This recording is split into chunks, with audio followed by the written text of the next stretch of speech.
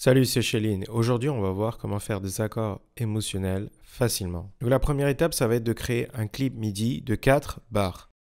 Donc, je vais activer la fonction Scale en G minor, Sol mineur, pour pouvoir avoir les notes uniquement dans la gamme de Sol. Et je fixe la grille à 1 barre pour plus de visibilité. J'arrive à l'étape 1, c'est-à-dire la rédaction des premières notes. Et l'idée, ça va être d'avoir 4 notes qui s'enchaînent bien et qui sont agréables et qui vont former la base de mes accords.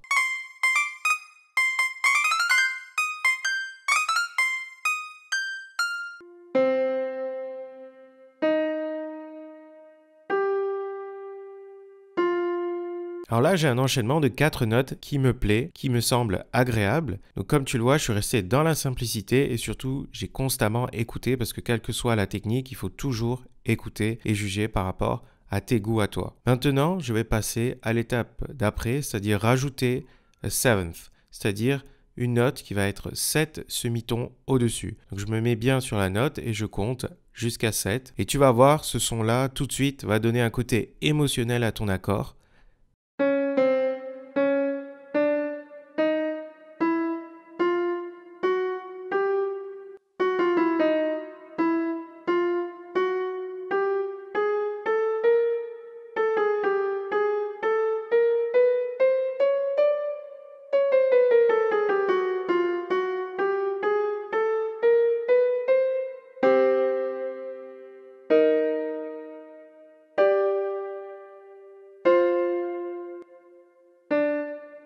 Là, mon objectif, c'est de grossir mes accords, de rajouter des harmoniques. Donc, je vais tout simplement créer une note et je vais écouter attentivement pour trouver une note dans les notes qui sont surlignées pour avoir un accord plus puissant et plus rempli, plus agréable.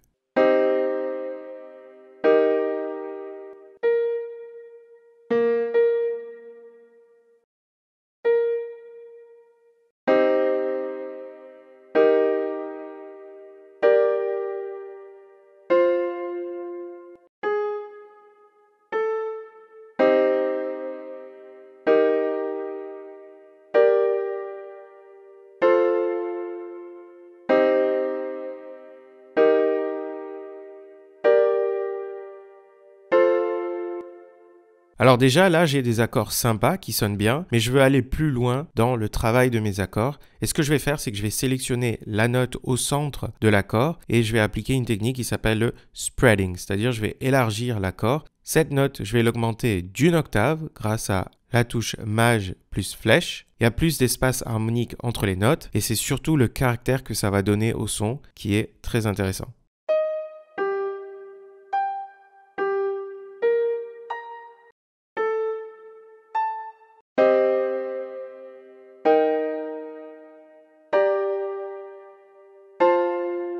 Alors je pourrais très simplement m'arrêter là parce que j'ai déjà un enchaînement d'accords sympathique qui me plaît, mais je vais aller plus loin dans l'ajout d'harmonique et je vais rajouter encore une note. Et là pareil, il faut vraiment écouter attentivement et trouver quelque chose qui est cohérent harmoniquement et musicalement.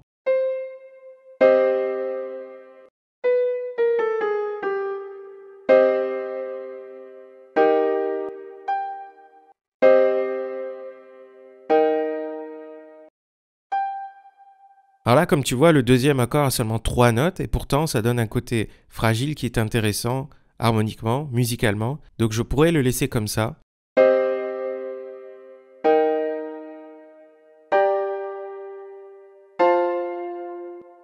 Ou alors je pourrais rajouter une note pour le rendre plus riche harmoniquement.